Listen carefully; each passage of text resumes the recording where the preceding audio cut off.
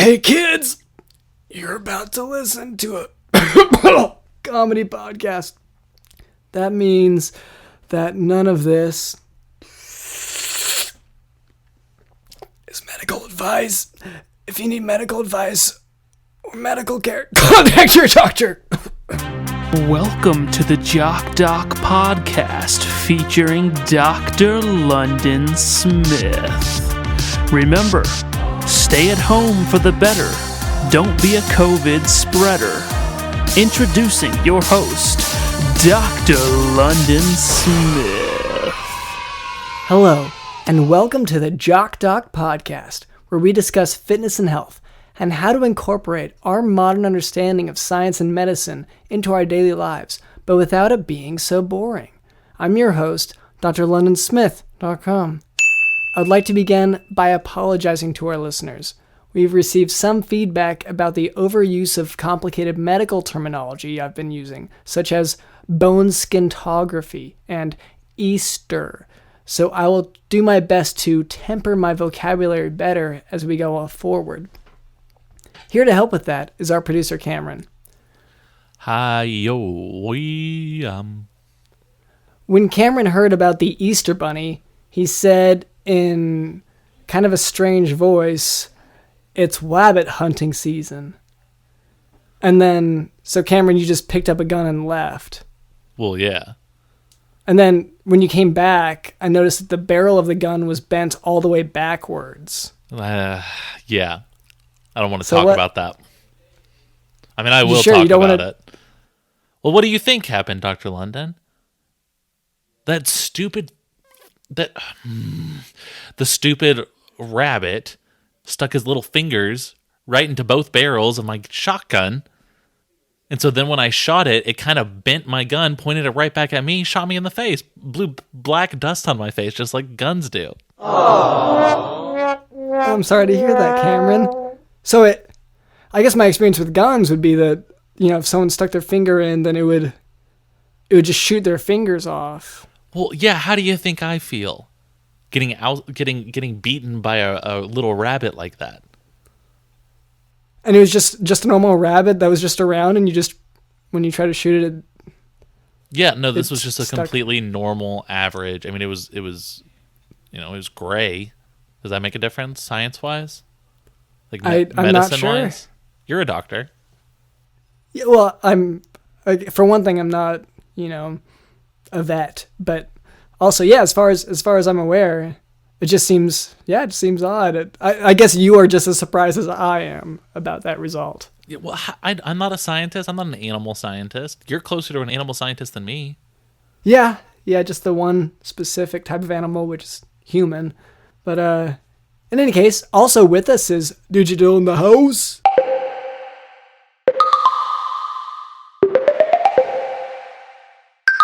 It's rabbit hunting season.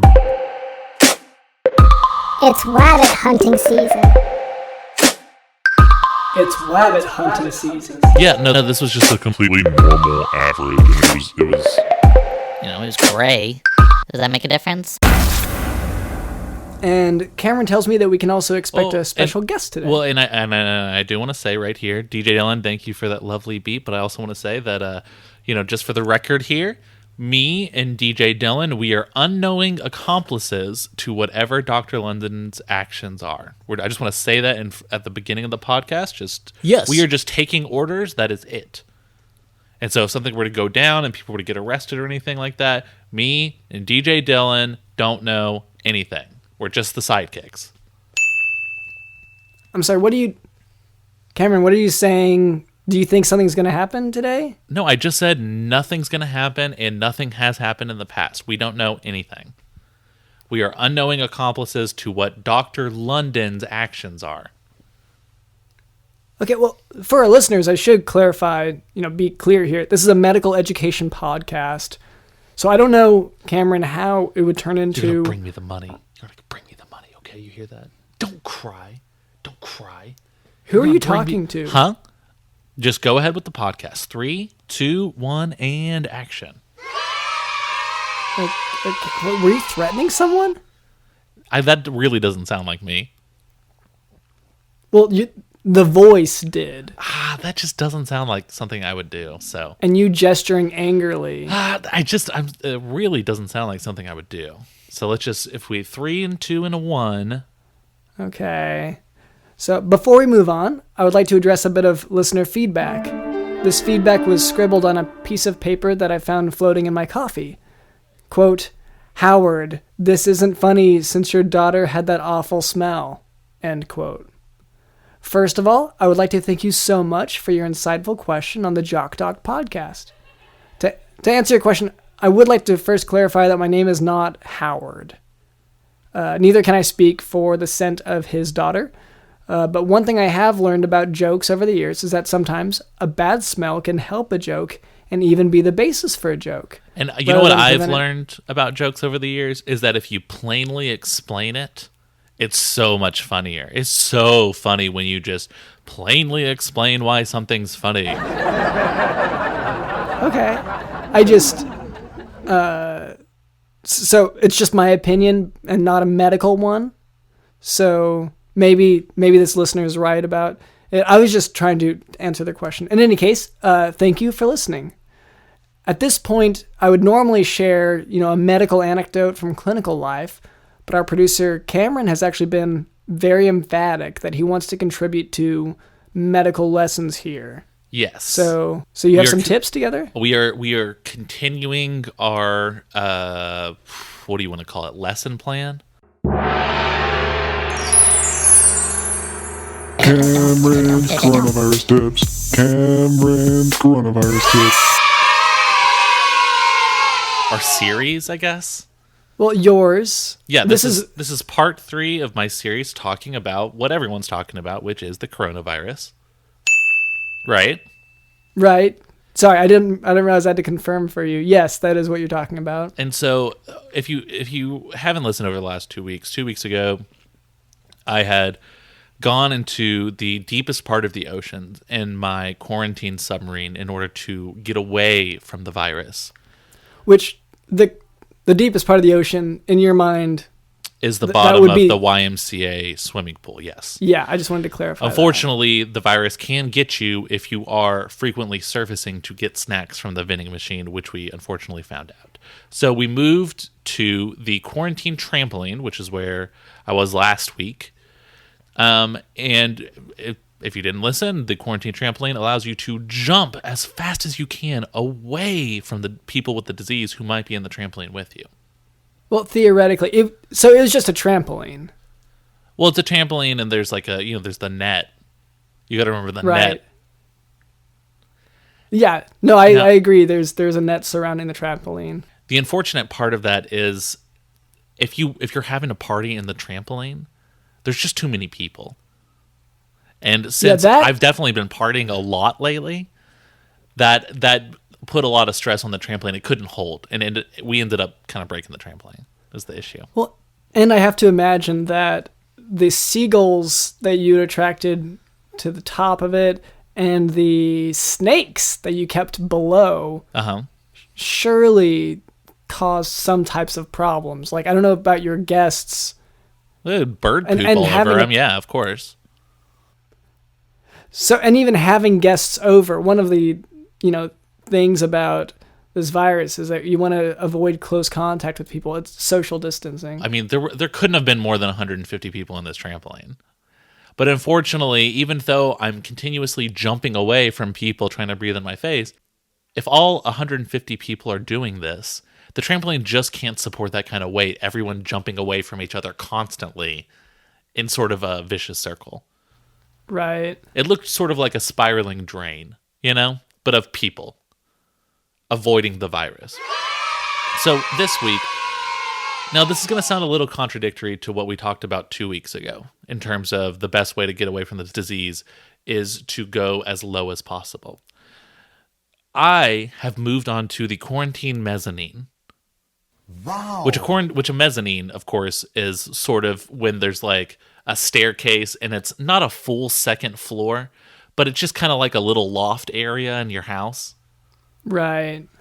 And I think that could allow up to 150 people to just kind of party. You're too high for the virus to get. That's determined because you're above the floor. Okay. And you can have as many snacks up there as you want. So you think that the virus can't climb? I don't think it would want to. I think if you think about how small it is and how long it would take to go up all those steps, there's no way it would want to. So Okay, I would say my first tip for you, because again, that's tip 0. That is accepted by default that all of our listeners will be doing that. So Hanging out in the mezzanine. yes. So my tip number 1 is, of course, get some good shoes because you're going to be walking up those steps. You're going to want shoes that aren't going to slip and slide everywhere so you don't fall down the stairs. And you're going to want shoes. I would go with cleats, honestly. Okay. Or Crocs? I was thinking more like soccer cleats, like the spikes and everything. Okay. And that's just to make sure you have a good grip while climbing Up the stairs and you're not going to slip and slide. Okay. I would say my second tip is to bring the snacks from the first floor up there with you so you don't have to keep going up and down. Okay. So I think you might be missing one point with viruses with any respiratory illness or infectious ones, is that they are passed through from the person to person. So if you have a party up there, they'll bring it because it lives in their lungs. Do you see how that's an issue? Interesting. So, okay. So from here on out, only lungless people will be invited to the party. That is tip number 3. And that is Cameron's tips. Do you know a lot of lungless people? No, but I'm really good at making friends. Okay. I guess theoretically, because the virus does, attach to, I believe it's the ACE2 receptor in the lungs. I guess theoretically, if you didn't have lungs, then that would be a safer bet. Okay, so that would be tip 4 then. So tip 3, invite people who are lungless. Tip 4, try to be lungless yourself as much as you possibly can. I imagine if you just YouTube that, you can probably find tutorials on how to achieve that. So I guess I'm just gonna swing for the fences here. If you just go to youtube.com/go lungless, just do that right now. I don't know what's there, but I assume it's going to be relevant to what we're talking about. And that'll be tip number 4, and we'll make that tip number 5. Well, and I was walking just through the theoretics of it, but humans do require lungs for oxygen exchange. And I do think tip number 6 should be cleats. You should wear shoes because you're going to be going up and down the stairs or up the stairs. And I would say tip 7, make sure those snacks that are downstairs, just bring them up there with you so you don't have to keep going up and down. Okay, I guess that sounds like it's time to move on. And then tip 8, what you're going to do is you're going to want to only invite lungless people to your party. And we're going to go tip 9, you're going to want shoes. You're going to need nice shoes. Think cleats that you can go up and down the stairs with. Well, thank you, Cameron. I guess it's time to move on from there. Now for today's medical topic, neurogenic shock. Neurogenic shock results from a failure of the sympathetic nervous system to maintain adequate vascular tone. That must be what you have, right? Because you have no sympathy whatsoever. Failure of the sympathetic nerve system. Also known as sympathetic denervation. So in other probably words, what you have, because you have no sympathy whatsoever. Blood vessels stop constricting like they're supposed to in order to maintain blood pressure. Now, the sympathetic nervous system is more commonly known as your fight or flight, but it plays an important role in your day-to-day health as well. Some causes of neurogenic shock include spinal cord injury, severe head injury, spinal anesthesia, and pharmacologic sympathetic blockade. And it is characterized by peripheral vasodilation with decreased systemic vascular resistance. Clinical features include well-perfused skin, low to normal urine output, bradycardia, and hypotension. Not a problem. I will just say that right now. What? The urine volume. Not an issue. Oh, you're trying to apply this lesson to yourself. You're saying that you are not in neurogenic shock. Buddy. Look, I don't want to brag. I feel like this is getting into kind of weird personal territory, but don't have to worry about urinary output. I'm outputting a lot of piss. Lots of it. Well, I guess good maybe. That means you're drinking a lot of water? Oh, no. Don't know where it's coming from. Don't care. Okay, well that could I just know I that could can't actually stop it. that could be troublesome actually, Just because keeps that's going. Kind of a presentation of diabetes potentially. It's if just a you're- continuous nonstop stream of Oh wait, are you? pee. Oh, you're going right now. Well, this is my issue is if you're never stopping, are you really going? You know what I mean? If it's just always going, then it's not like going. It just is the default. So, I guess one thing I could clarify here is that normally you have ADH, antidiuretic hormone, that is preventing you from having to pee all the time. I am not essentially. at all 88. I'm in my late 60s. Okay. I'm sorry, I should clarify. ADH, and also you're in your late 60s. Yeah, that's a rough guesstimate, but yeah. Okay. That's older than I would have guessed. I go off But in of any sort case- of the Nielsen rating categories. So for a long time, I was 18 to 39. And then I was 40 to 65 plus. And right now I'm in 65 plus. So you use a rating system, right? Like, so I Sort of the traditionally- Nielsen rating grouping system, like Nielsen ratings for TV. Right. So normally you would calculate your age by taking your date of birth and then subtracting, the current year. I Or think, subtracting that from the current year. yeah, I mean, I think in certain religions and regions of the country, sure. Okay. All right. I don't want to, bring in ageism or anything. So we can move on from there. Thank you. So, as I was saying, clinical features include the warm, well-perfused skin, low to normal urine output, bradycardia and hypotension, although tachycardia can occur, and decreased cardiac output. Treatment for neurogenic shock includes judicious use of IV fluids, vasoconstrictors, which are drugs that make blood vessels constrict. These can also be used to restore venous tone, but they should be used cautiously.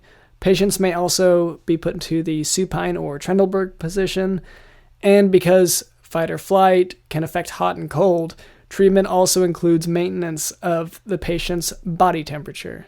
So, if they're very cold, then it's blankets. If very hot, then, you manage it appropriately. Oh, I'm really, really glad you took a significant amount of time to tell people that if they're cold, like get a blanket. Yeah, well, these people would be in shock, so the people would be unable to. But this is for people learning medicine to know, it's Right, not just to pumping. know a cold person might need a blanket. I'm glad that our doctors are getting this level of education. Carry on, Dr. London. Carry on. I hate to interrupt, but Cameron, do you have? Ooh. I'm here to pick up my order. Oh, hold on a second, Dr. London. We actually don't have a guest today. I thought we could maybe just do inventory, but let me take care of this real quick. Inventory? Do you have my monkey meat? Okay, yeah, let me put you down for. Did you want to specify the type or just any and all? You want a grab bag? I'd say 50% spider monkey thigh I'm sorry. Okay, 50% spider monkey thigh. and 20% orangutan phalanges. Ooh, so we are fresh out of orangutan. I can do gorilla. Are you Okay, that'll be fine. are you selling exotic meats, Cameron? Home? Okay, we'll put you down for some gorilla. I'm sorry, Cameron. That wasn't an answer. That was just a huh. What? So I'm going to put you down for a gorilla. Anything else? Do you have anything? Actually, Anything? do you want to just be on the show? Okay, sure. But before I do that, do you have any specials today? Ooh, let's see. Well, So we're recording a podcast right now. I know. So if you could wait until after. I've got a lot of people I'm waiting. sorry. I can't really wait for you to finish up your little podcast. Sorry. For our listeners, anyone new, I believe we're speaking to Sheila Dawn. Is that right? Correct. and Sheila, Okay. I do have a tiger arm that I can give you. I'll just throw it in for free. Okay. I could throw that in the smoker. So Sheila Dawn has been on this show before. She told us about her Tiger Taco Tuesday. She sells I never missed exotic that. meats at the Arkansas State Fair. That's one of my business ventures, yes. Yeah, you had a couple, right? Yeah, she also had a boneyard. A bone garden, yes. Bone garden, that's right. And what was the purpose of the bone garden? It was something about, weren't we capturing people? Souls. We were trying to capture souls mostly, but That's right. We were capturing souls for the most part. But you were luring people in and then trapping and killing them there. Is that correct? well, some of them died of natural causes. But yeah, the bone garden's actually been kind of, because we only have one-time visitors, we've kind of not been doing too well. So I've kind of been trying to think of ways to get people, because the town closest to mine is just totally empty now. They all came to the bone garden and they never left. And so I need to get kind of something big that'll kind of get people from far away to come and see. But before we get further into this, I do want to clarify here, because we have talked about this a bit before. A hammer to the skull is not a natural cause. I understand you're saying if the hammer falls from a high place and there's no one letting it go, it's on a string or something, then you could argue that it was a natural cause. I just don't buy that, but that's neither here nor there. Right. And also, you killed an entire city of people? They were all just one-time visitors to the bone garden. Yeah, but so you wiped out an entire city. Just kind of a small all of town. Its inhabitants. Wasn't a full city. Yeah. Because I would assume that most visitors there are one-time visitors. Is that about right? Correct. Yeah. Have you ever had a repeat visitor? No. Okay. I would imagine that would be probably kind of difficult. What, Sheila? What? So is this really all you're here for? Is you were just picking up an order, or was there something more you're kind of looking for? Well, while I'm here, I could say I'm looking for, like I said, something that'll really draw people from far away to come and visit, something big that a lot of people will be talking about.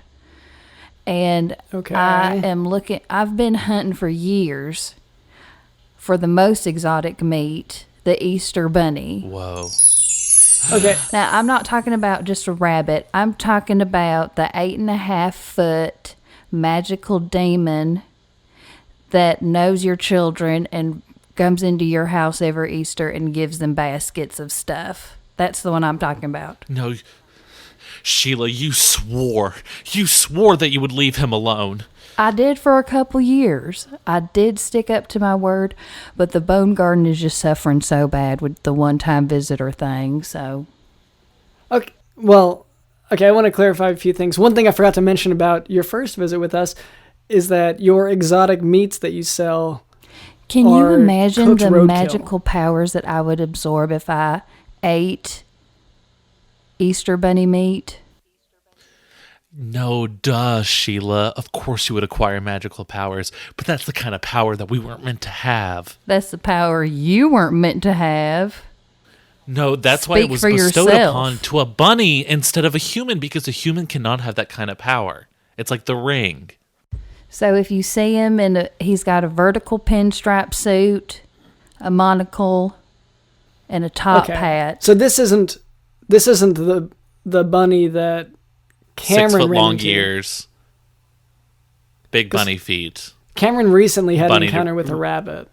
bunny rabbit. This is separate. Okay. I know exactly who she's talking about. I don't know. Maybe you haven't. Maybe your parents didn't maybe your parents didn't let you meet the Easter bunny. But in some cultures, Dr. London, we invite the Easter bunny into our hearts, and he comes every year and he has a conversation with us, and he sits down and talks to us, and he gives us some candy. Okay. And what Sheila's talking about here is about hunting this thing down and putting it on display like some sort of freak in her bone garden. Well, I'm trying to do more than that with it. I'm trying to skin it and wear its fur as a suit, first of all. Second of all, I'm trying then to eat its okay. meat and absorb its magical powers. And third of all, I'm trying to get its bones on display at the Bone Garden to attract people from far away. This is a threefold mission. Don't you forget it. Okay, I am so sorry. I was really mistaken. I thought you were going to keep the bunny in a cage. No. But now that I know that you're just going to be wearing the bunny's skin, then yeah, do whatever you need to. I don't care. Thanks for your support. Okay. Now, It is how a are we going to get fictional- these monkey meat patties loaded up? Well, this is a 3-person operation, so it is going to involve all 3 of us. Wait. No, I guess I'm Cameron, not it doing looks it. like you are. Can you have DJ Dillon do If it? you want this monkey meat, you're going to help out. DJ Dillon, you're going to help here? Yes. Okay. Well, I'm also not. I don't think I want to be party to this because the animal meat that you're listing sounds like it'd be illegal to be selling that. Okay, London, if you don't help us with this, these monkeys are going to rip Dylan and I to shreds. That's what you want? You're sending us to our death? Wow. I just maybe if you just give the animals to the zoo or to roam free, like I guess send them don't back, know anyone who works at the zoo. or just call animal control. I guess that's the I most don't logical. know anyone at animal control. I don't have that number. We're giving Okay, these well- monkeys to Sheila, and we need your help. I mean, I can look up that number. That's not so hard to do. Sheila, I want to ask, you talk about how your bone garden business has really been suffering lately with the lack of townspeople. What about your meat truck business? Is that, I mean, I know that sort of travels around a bit, so you have a little more freedom. You're not anchored to one location, right? Right. Well, it's going okay, but the problem is I can't get customer loyalty because I can't keep the same name for too long. I'm constantly having to change yeah. it. You know, they realize like, oh, they're not just calling, it's not just a funny little thing that they're calling these monkey burgers. You know, it's not a funny Right. little thing Okay. that they're calling these things bat burgers and monkey dogs and, you know, bat hot So links. this marks a big transition for you. When did you switch from cooking dogs and cats that you find dead on the road? What made you switch from those to, these more exotic creatures? I've kind of, that business has really grown, and I've kind of gone more corporate with that, actually. I kind of sell more like jerky packs, and we sell them at Buc-ee's. So that has kind of transitioned, that has kind of bloomed and blossomed into something else and something new. Wait. So wait, you've started like a mass company that's Correct. selling product to like actual legitimate stores. Correct. But that's mostly where the dog and cat jerky are going. Yeah, we do have a small storefront still for the people that want their pets turned into jerky, but mostly we're just kind of having people go around finding, it's not really just dogs and cats, just finding whatever we can find on the Right. roads in our travels. And I assume and so- online has been doing great then. Buc-ee's kind of handles that for me. Oh, okay, of course. Well, I mean, honestly, that sounds pretty great. I mean, do you want to kind of get into business here? I can be like, I know right now you're just buying monkey from me every few weeks and I'm, throwing in a tiger arm here and there, but we could get in on something, Well, pitch me. Wait, I'm not involved in this, am I?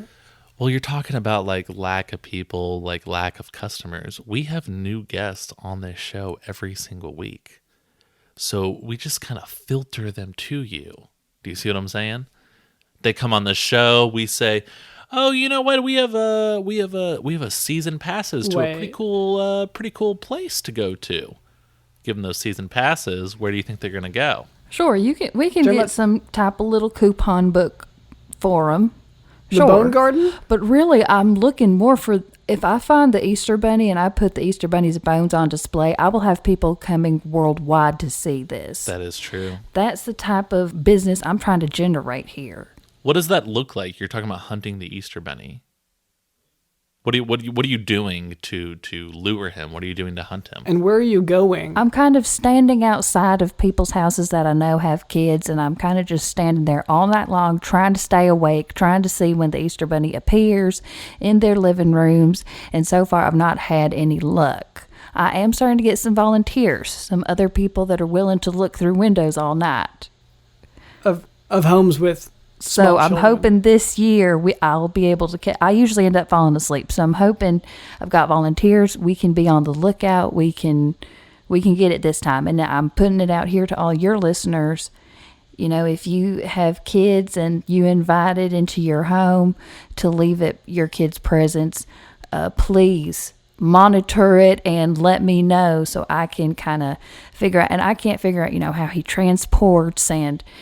At least with Santa, we know that he comes on a sleigh, he comes down the chimney. With the Easter Bunny, we have no effing idea. I would say it's probably one of two ways. It's either hopping, because we do know that rabbits do that on a consistent basis. Yes. The other, I would think, would be teleportation. And he kind of zaps in and out of each house that he's, going to. Sort of jumpering into another house, like the movie Jumper. Well, we will never know until we get eyes on him. And so it sounds like what we're talking about here is a vigilante group of heroes. I mean, how many volunteers are we talking about? Like 30, 40? 40 exactly. We're talking about 40 volunteers going from house to house, peering into the windows of small children. So, well, just staying at one house. This is something that I can It's get easy behind. to get behind. Dr. London, have I not been talking about something exactly like this? okay, you have been describing, like, without mentioning the Easter Bunny, you have been describing this scenario that you would like us to get together, a group of 40 or so people, to go stare into the windows of young children, like through the night specifically, not just in the daytime, but at night. And correct.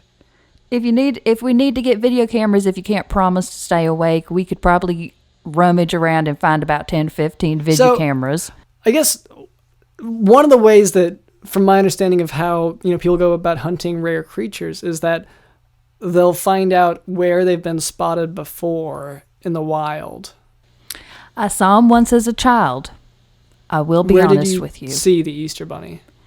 It was absolutely horrifying. And it took many years of therapy to get to this point that I could even speak about it. Speak about hunting it. No, when I saw it as a child. Okay, well, where did you see it as a child, if I may ask? I was in my home. Okay. And I knew that it was coming. And so I was laying in bed, and I saw it in the hallway.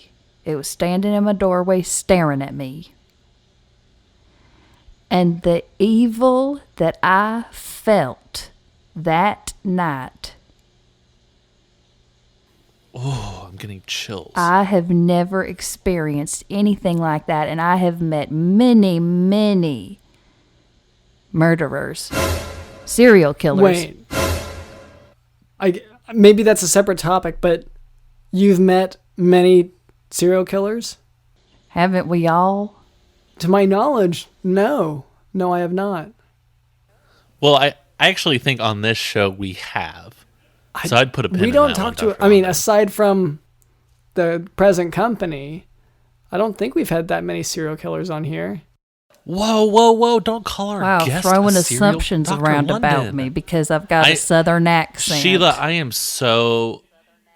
Yes, Sheila, I am so sorry. The sort of bigotry against conservatives and Southern people that so Dr. she London said has that she is really wiped out disgusting. a town of people. My bone garden wiped out a town of people. Yeah, Dr. London, I can't listen. be held responsible for the things my bone garden does. It has an ecosystem and a spiritual ecosystem of its own that can't even be explained. But you were the one who... So many different types of souls are trapped there. But you were the one who did the actual killing within the garden. Not necessarily. We've gone over this. Yeah, you poisoned, whatever. Anyway, all that to say, aside from yourself, I don't see us crossing paths with a lot of serial killers. Okay, but you were saying... Well, live in the little fantasy snowflake kind of world you want to live in. That's fine with me, Dr. London. Well, anyways, if you've seen the Easter Bunny or if you want to volunteer, please email me at watchingthroughthewindowfortheeasterbunny@gmail.com. And I want to encourage a lot of our listeners to kind of listen to this and take this to heart, because Dr. Lennon, we've talked about before maybe setting up some kind of a charity or getting our listeners involved in action, not just listening and sitting back and oh, I don't care about politics, I don't care about anything. Here is a real way to make a difference. Well, and it's by peering into people's windows for their little children and trying to take down this murderous, evil bunny. So, one thing here, you have been putting up posters around town, and the wording of it, asking for the 40 volunteers, it sounded, Cameron, like you were recruiting for a food drive, that you need this many volunteers to hand out donated food. And that's what I thought. Well, we're going to need snacks. If we're out there all night, we're going to get hungry. Yeah, we're going to need snacks, so that is accurate. You may need to change the wording so that people know that it's not a food drive, or it's not handing out food, that it's specifically the task of going overnight and staring into the windows of small children at their homes. Yep.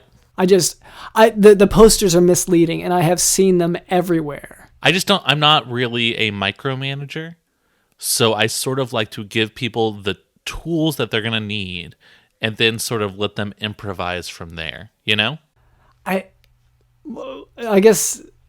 So I give them the tools they need, which is, hey guys, go look in those windows. And then from there, it's up to them. Yeah, I guess the part that I see as misleading is there's no mention of windows. There's just, come help us give food. But maybe I just read it wrong, and maybe I'm the only one on this one. In any case, Sheila, so once let's say you set sights on the Easter Bunny, what is your plan to, take down the Easter Bunny? I'm going to stab him through the heart. Whoa. I keep a knife on me at all times. That's what I'm talking about. We need more of stuff like this on the show. Mm-hmm, with Easter Bunny's name carved on the handle. Yes, sir. Yes, sir. I certainly do. Oh. You have a what? You have a what with the Easter Bunny's name carved? I've got a knife on me at all times. And you say with the Easter Bunny's name, you keep talking about this evil demonic creature. Does the Easter Bunny have a different name? I don't know. I guess, so the follow-up question there is, what name is, etched into your knife? Easter Bunny. Okay. Oh, okay. Keeping it okay, simple. Title, not name, I guess. Unless that is his given name. It could be. That could be his Christian name. For sure. That's what I've been assuming. Yeah. Yeah, that's probably true. So I do. You keep talking about a little bit the sort of power that you're gonna assume. I mean, let's say hypothetically your dream comes true. You peer through one of these windows. You crawl up to it. You peek in. You say shh shh to the 40 people that are behind you. And to the children. You say there in front of you. And to the children who are sleeping. Yeah. You say there it is. There it is. And you crawl in, and he's just placing his evil candies down under the children's feet. That's what they do on Easter. Dr. Lennon, because you're not familiar with the Easter Bunny. Easter Bunny puts candy under children's feet. And you go up to him, and you say, gotcha! And you stab him, and you stab him, and you stab him. And then you start consuming his meat, his raw meat, right then and there. What do you expect to happen, and what are you going to do with that kind of power? Well, first of all, I wasn't really imagining it that way. I've been really picturing it for years and years and years, and that's just not at all how I had it how it plays out in my mind. How is it going to play out? Plays out somehow. I've convinced the Easter Bunny to do a duel type of situation. Okay. I run, and somehow I'm able to leap up, and I have the dagger over my head, and I just plunge the knife through his heart, and I say, "That's all, folks." Whoa. And then I'd rip his meat, but I do it respectful because he's a magical creature and I want to treat this meat because I'm going to have a good meal with this. I'm going to roast it over an open flame. I'm going to sit down and I'm going to make this a meal. Okay. And from there, I just want to be able to lay back, relax, and let it overtake me. And whatever happens, happens. So I do, one thing you had mentioned before, you said, somehow I'm going to leap up and stab the bunny. And that the key word being there somehow, because I was sort of wondering that as well. You do not seem like the kind of person who would be able to just leap physically up and do such a thing. Is that where the 40 people behind you come in? Because now I'm getting confused on that point. This has just been my lifelong fantasy. Right. I'm not sure how all the pieces are going to fall into place, but I'm just hoping that everything is exactly how I've always imagined it. So the game plan is you got 40 people behind you. You get them to, I don't know, stand on each other's shoulders or something so that you can stab the Easter Bunny. I'll let them handle that. Yeah, okay. I think we've actually figured this out. You keep saying the pieces are falling into place. What if part of your destiny was me and Dr. London helping you figure out this puzzle and kind of helping you accomplish this goal? What if you take some of these 40 people, you don't need 40, but take like 4 of them, and they can create sort of a human pyramid type of gymnastics position where you're able to put your foot into someone's hand and they are able to toss you like a cheerleader, sort of up into the air where you're able to come down, stab them. Is that along the lines of is that something you'd be okay with? Sure, but I think I would need more than 4 people, definitely, because I'm going to need other people holding the dagger up. I'm going to need other people plunging it. I'm going to need people you don't want to do any of the people. You don't want to do any of the physical actions whatsoever. I just want it to look really, really cool and be exactly how I always pictured it. That does sound awesome. It's pretty hands off, I guess. I'll need people on the other side to catch me, obviously. Yeah, obviously. So it sounds like the only reason for having so many people in this group is to sort of move you around like a puppet. Is that about right? Right. I hate to use my own body energy. I hate to.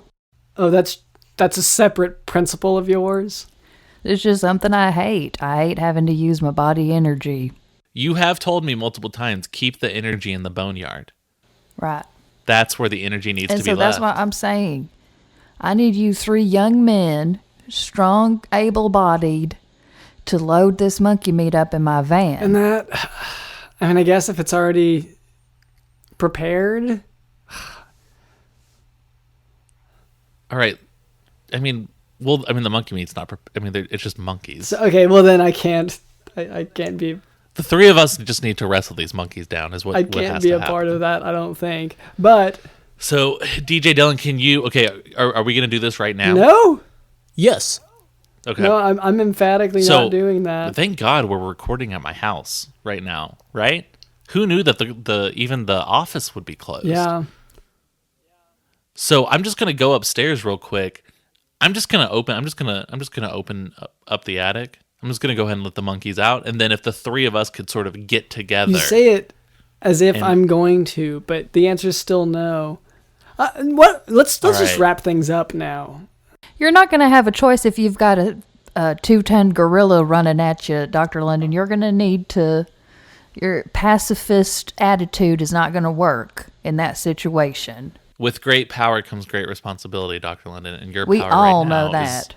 You have the power to help me and DJ Dylan take down these monkeys. So I'm just going to open this door now. Well, let's not. Okay. Well, okay, you guys are going to want to watch out because they're going to start throwing their feces. DJ Dylan, okay, play some sort of monkey-friendly jam that the monkeys will respond to in a positive way. Yes. Okay. Yeah, not that one. Go to the No, next they song. they hate that. Okay, go to the next song. Yeah, they don't like that. Oh my god, that one really hates that song.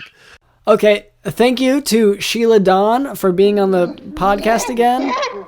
Come here, monkey. All right, DJ Dylan, you grab his arm. London, I need Get you him in the to stick van. your... No, Get him on the van. London, get him in the van. London, get him in the van. get the fire off my head. Thank you, sorry. producer Cameron, as always. Thank you to Digital in the house. I'm gonna stab him through the heart. I keep a knife on me at all times with Easter Bunny's name Carved on the handle, yes. Sir, yes, sir. I certainly do.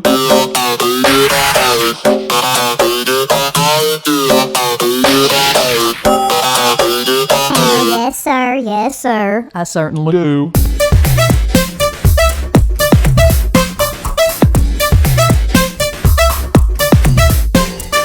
My name is... Okay, stop that. My name is... No, my name is drleonardsmith.com. Do you think people would miss Dr. London if he went missing? Oh, are these on? Are these live? The Jock Doc podcast.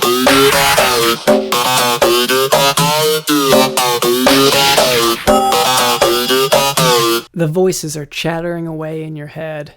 You try to cover your ears to block them out, but they only get louder. You stand up and you start to run, trying to outpace these voices and their unceasing torment. You brush at your hair by your ear, and suddenly the voices abate on that side. Ah, everything is becoming clear, meow. The reason why the voices couldn't be blocked out when you covered your ears is because you were wearing headphones. And those horrifying voices were just a podcast.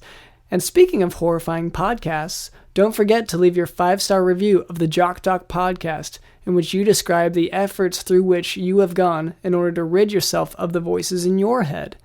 And while you're at it, go ahead and share the Jock Doc podcast with a friend or foe. You can send them a link to your favorite episode, or just send them our handy website, jockdocpodcast.com. And don't forget to take a peek at our posts on social media. We are at Jock Doc Podcast. Thanks for listening.